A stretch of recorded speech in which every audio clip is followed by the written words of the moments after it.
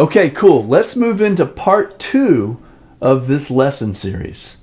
Now, the ride cymbal is going to stay the same, but now the groove is going to become every 5th, 16th note. Bass drum on 1, snare drum on the E of 2, bass drum on the and of 3, snare drum on the of 4. 1 E and a 2 E and a 3 E and a 4 E and a 5 E and a 1 E and a 2 E and a 3 E and a 4 E and a 5 E and a. That's what is going to make the groove feel like it's stretched out and slowed down in some strange way. There's a lot of different ways to approach and think about this and hear it. There's 2 different ways to hear it. You can either hear it as the subdivisions are 16th notes. I'm in 5/4. I'm playing 1, E of 2, and of 3, of 4. Or, and this is harder to think this way, you could think of as 1, 2, 3, 4. The subdivision is now 20th notes, 5 notes between each quarter note, and all this ride pattern stuff is happening atop 5-note groupings per quarter note.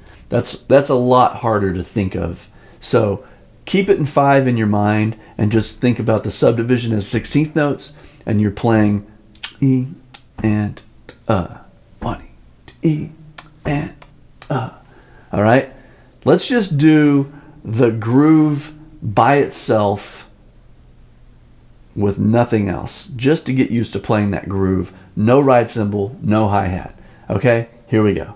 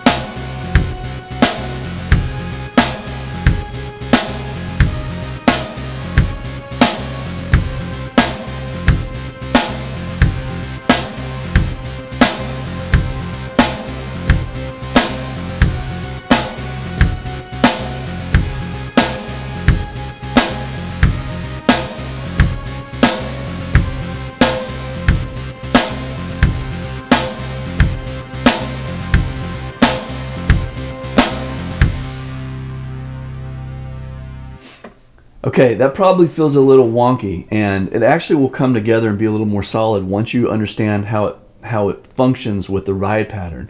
So let's now go to that groove with the YYZ ride pattern. Here we go.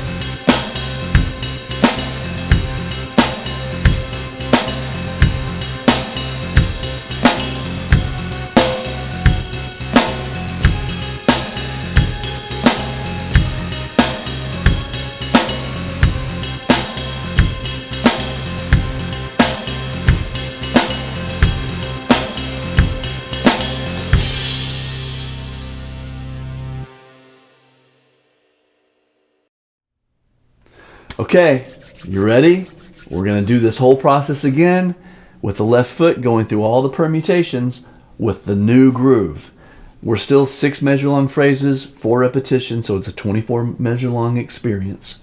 And the first thing is left foot plays quarter notes. Tick, tick, tick, tick, tick, boom, bop, boom, bop, boom, bop, boom, bop. All right. Might sound a little weird, might feel a little weird. It's going to take some work. But here's the first time we're going to go through it right now.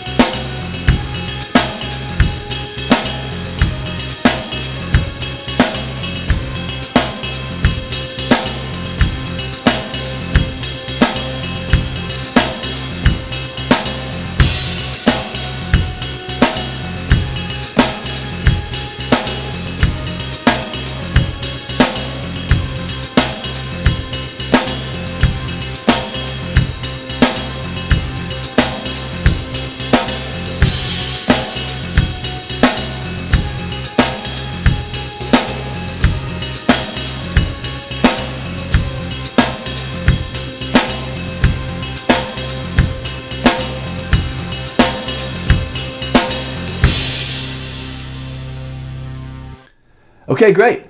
You guessed it. The hi-hat now moves to the E. 1 E and a 2 E and a above this groove.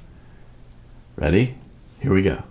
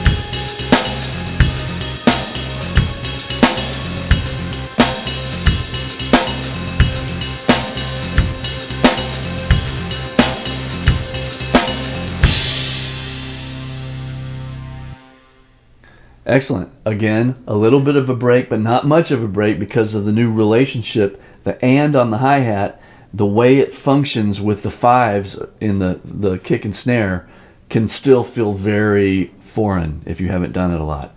So again, ease into this, work on it a lot, think about it a lot. Here we go.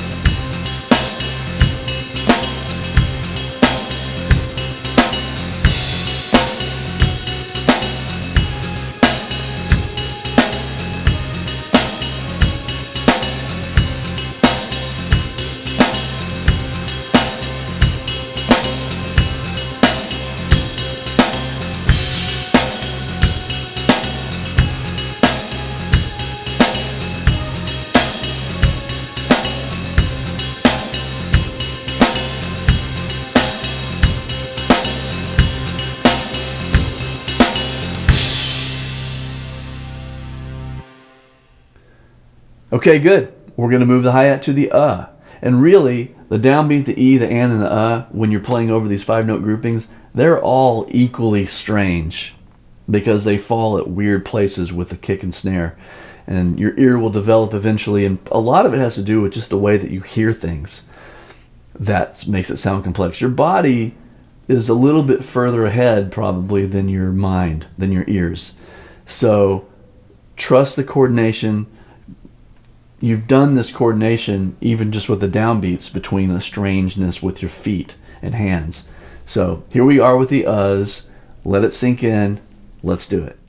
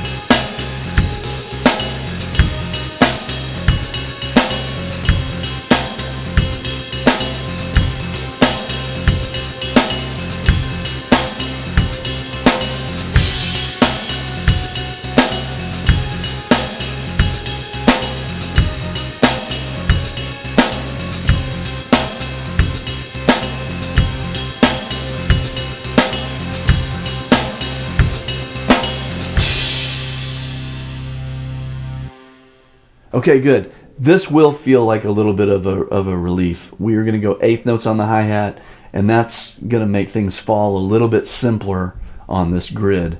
So just cranking out eighth notes, 6 measure long phrase, 4 repetitions. Here we go.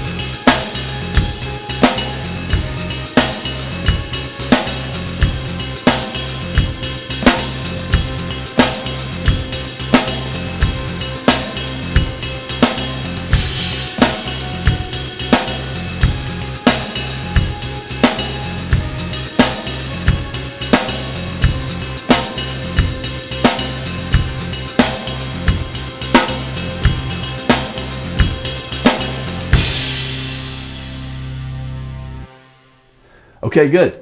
Hi-hat moves to the E's and U's. So the physical motion of your leg is the same as the eighth notes, but you're just displacing it by 1/16th note. So just let that leg get into that physical motion of the 16th note, and it should relate pretty well. You're probably going to have some interesting sounds between the hi-hat and the ride cymbal. So just get that felt, and it'll start working itself out as you work on it. All right, here we go.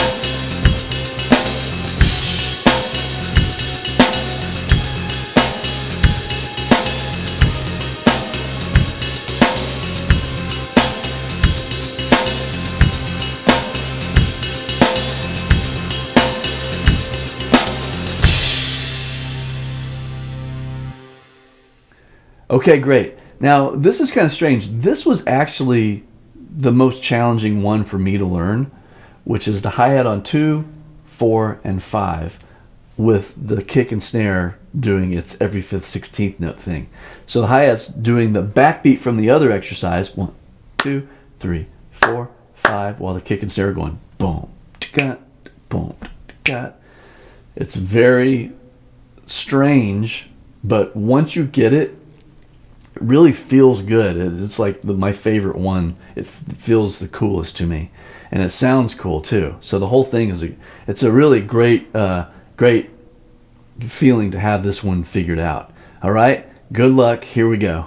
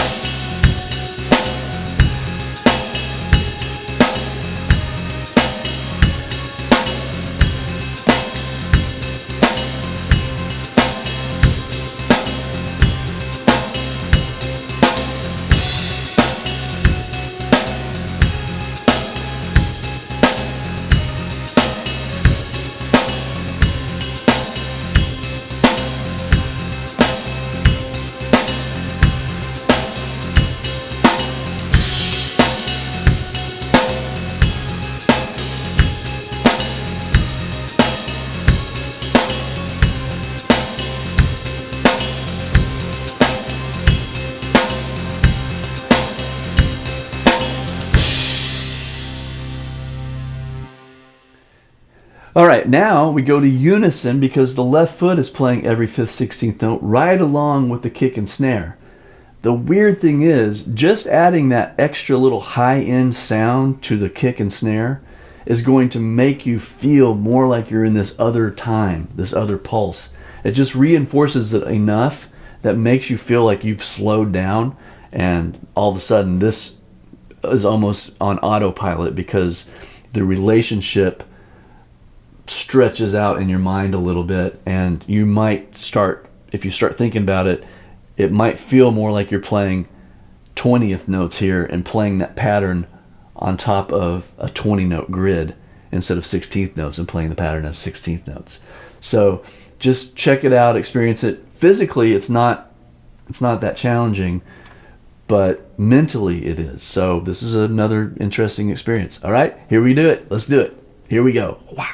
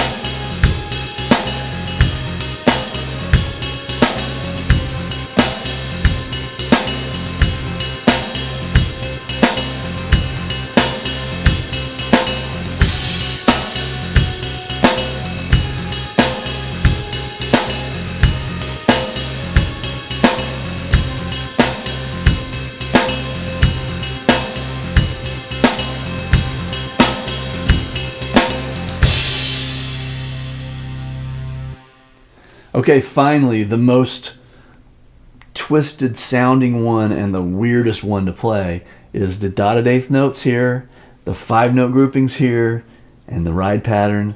It's a strange experience. It sounds strange. It feels pretty weird, but once you get it, it's super awesome. Okay, let's go for it.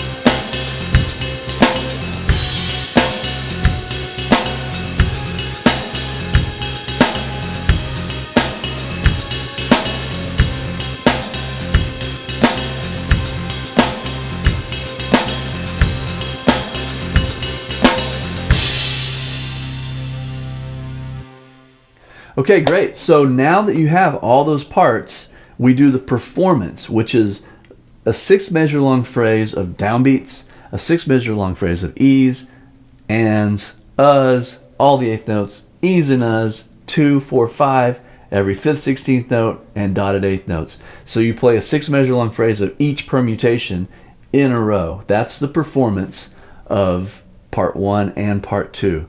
So let's check out the performance of part 2.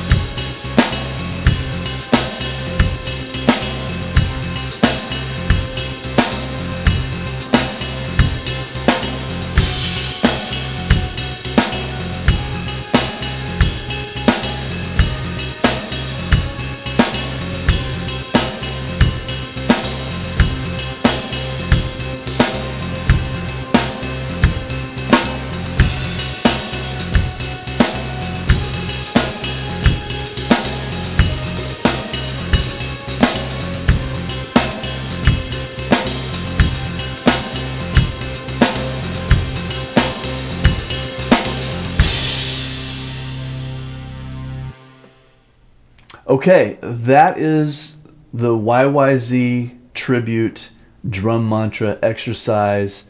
I am so grateful to have had the experience of Rush in my life as an early kid, and I'm honored to be part of the Sabian family, which is the same family that Neil Peart was in and is in.